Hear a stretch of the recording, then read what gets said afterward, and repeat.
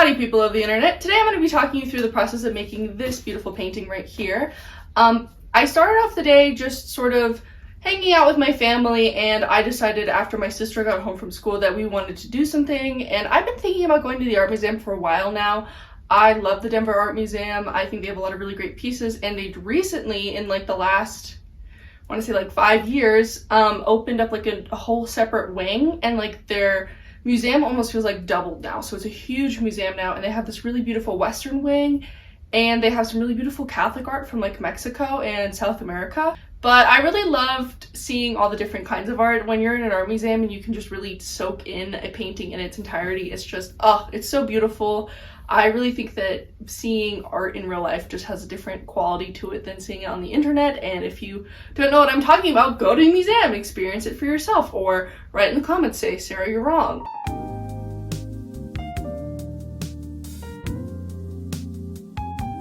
Elle and I made it to the art museum. Yay! Aren't you so excited to see it with me in public vlogging? No. Let's go. This is the painting Ella and I always say it's us. It's painted by one of my favorites. I just love the way he does skin. Ooh, wow, snow. I like the different colors he can put in the snow. They kind of have like a different edge to them.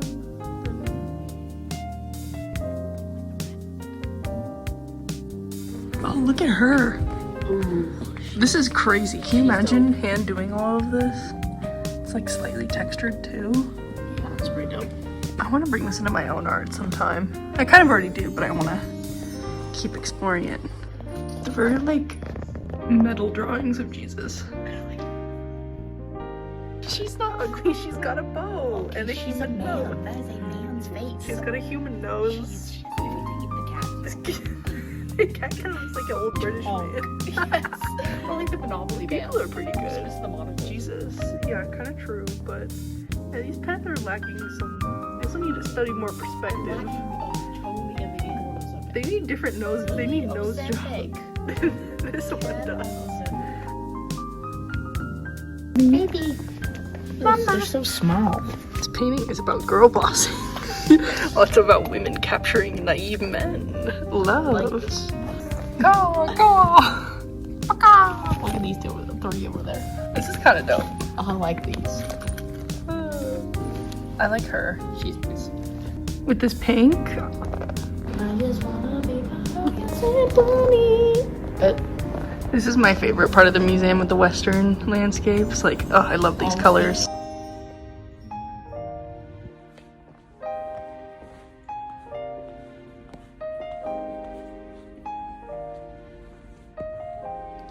I can't believe how much detail is crammed into this. Like, this thing is insane.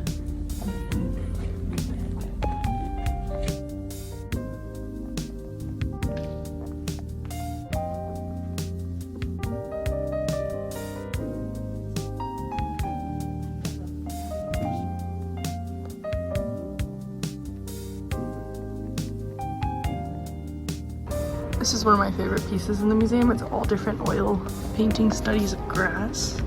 I just love the shapes and the texture. I think it's so cool. Also, this painting is insane. It's like massive, and I love the mood, and I love the depth of the oil paint in the night sky.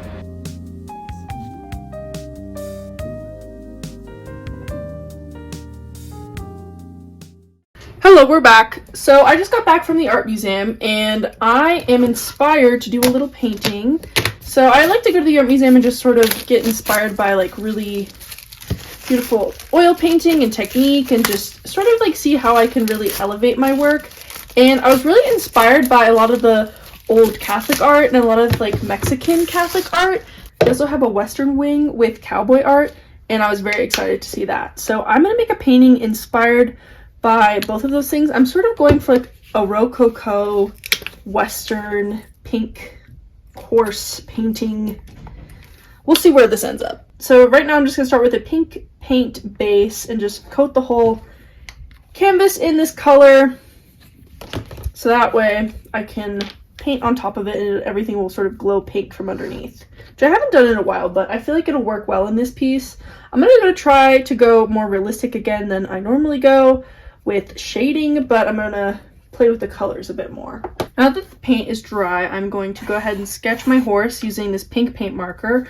I like sketching with paint markers over graphite because graphite can mix in with the acrylics and like make it muddy, but these paint markers dry pretty much instantly, and since they're acrylic, they layer really well. I like to start off with like a really light color and then build up value with the sketch if need be with like darker paint markers. But yeah, I was just really inspired by like the understanding of the subjects that a lot of the paintings had. Like you can just really tell that they were painted in a manner that they just knew what they were doing, and I want to bring that to my art. Like I just feel like I've been lacking some technical skill that I know I have in my art, and I feel like this sometimes. Like I don't particularly get art blocked very often, but I will have periods where I'm just like, my art is not turning out the way that I know it could. And this is actually a good thing to me most of the time, because that usually means that I'm improving and my hands just have not caught up to my brain. So if you think your art is ugly, don't fret. That's usually a sign that your art is going to look a lot better really soon. So yeah, right now I'm just trying to really use my drawing chops. I needed to get back into drawing. I think that's part of it, is I have been painting a lot and not drawing as much. And I think you need both skills to be a good painter. And when I don't draw for a long period of time, I feel like I lose some of my skill that I built up there. Normally when I paint, I kind of just go for it and then see if I can figure it out on the way, which is an okay way of working, but I've just been enjoying sketching it more beforehand. I think it tends to turn out a little better when I'm more controlled and planned.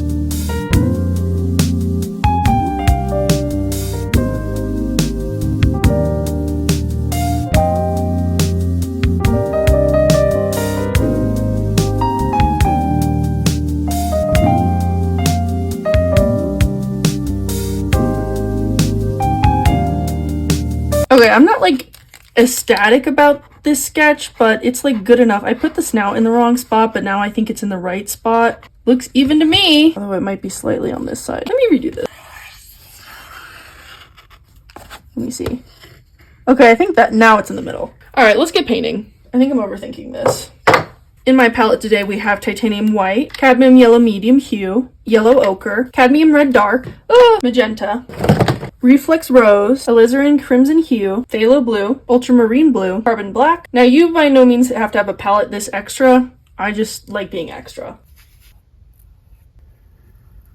First, I'm going to very thinly carve out the silhouette of the horse with my dark blue background, making sure it's like light enough where I can still see the circle I drew, although now that I'm seeing it, green might not have been the best color. So now that I have the background blocked in this dark blue and I made sure to keep the blue circle highlighted, I'm just gonna fill in the rest of my painting. Now I'm ready to block in the colors of the horse. I'm just really gonna pay attention to color temperature and value. I was really inspired by the Monet pieces that they had of paintings of the snow, and I want to sort of replicate a similar effect with like, it almost looks like opalescent, which I really enjoy, and that's one of the things I do like about Monet's work. I like kind of have mixed feelings about Monet. Impressionists aren't my favorite, but I find myself drawing to them more and more for inspiration, but not in like a rendering way. But I think that they have really beautiful compositions and colors, and the way that they layer their colors is really interesting to me.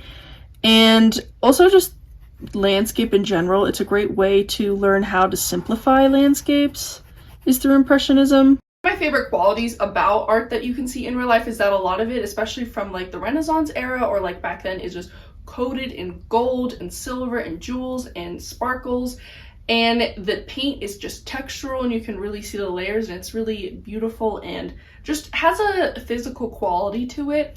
And I'm always really interested in that in my art, and I was really drawn to a lot of like the halo and sort of like edgier paintings of Jesus that were done. Like there's a lot of them where he's like crying blood and it's all red, and it's just like a lot about like Jesus's pain, and I think those paintings were really inspirational.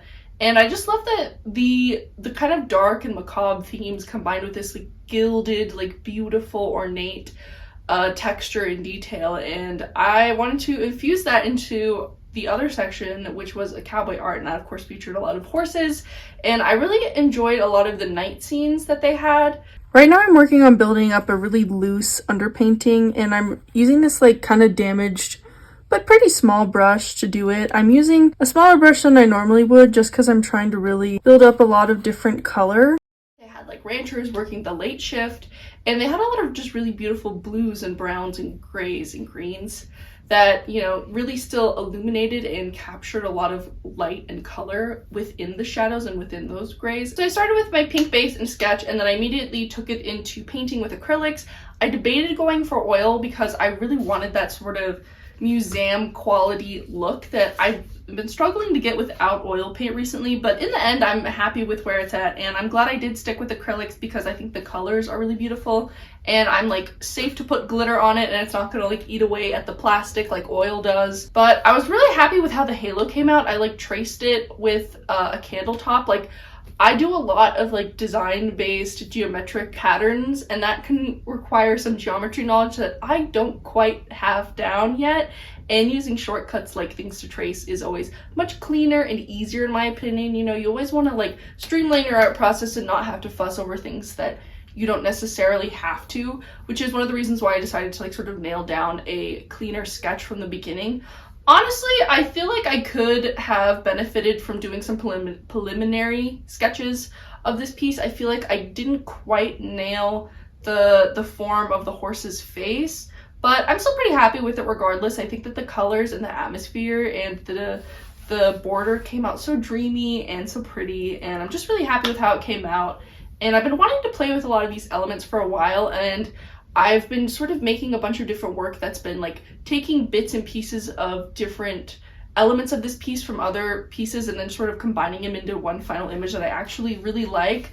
Because for this blue one back here, it sort of turned out differently than I had in my head, and I still like it, but I think that I like the way that the elements, like the colors and the sparkles and the dots, worked a lot better here because there is a much bigger contrast, whereas this one can feel kind of dark to me, which it is dark, but I tend to like more dramatic paintings that just have a bit more contrast to them overall and are less like just purely dark. Although my work over winter has been kind of dark, as you can see behind me, but that's just sort of the nature of the season. I'm really into seasonality right now, and I'm really excited to see how my work will evolve in the spring. So I've taken it pretty far with my normal acrylic, so now I'm just going to do a tiny bit of paint penning, and I'm using this acrylic brush pen to really get some really nice fine details here, especially like on the hair. I want this hair to be super silky and pretty and shiny. I'm gonna try not to overdo the highlights, although I always overdo the highlights. It's a real struggle for me.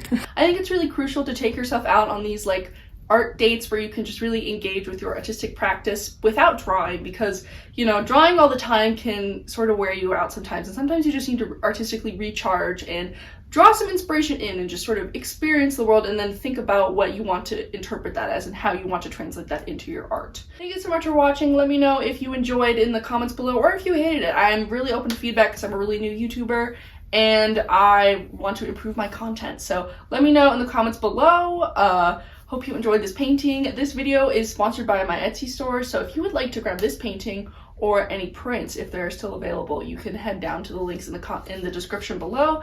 But have a great weekend, y'all. See you later.